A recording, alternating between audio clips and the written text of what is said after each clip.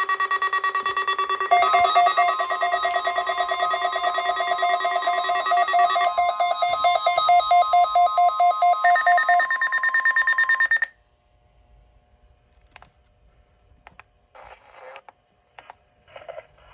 National Weather Service in Pueblo has just activated the emergency alert system as a test.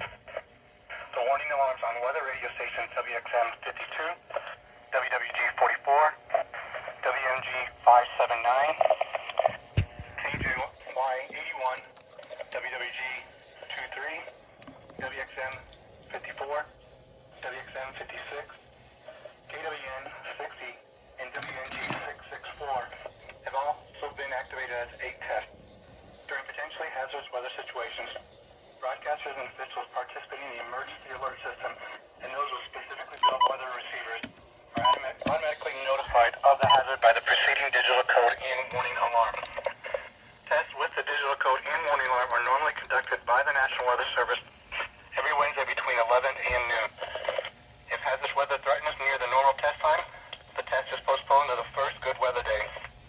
The digital code and warning alarm will be activated for selected watches and warnings affecting South Central and Southeast Colorado.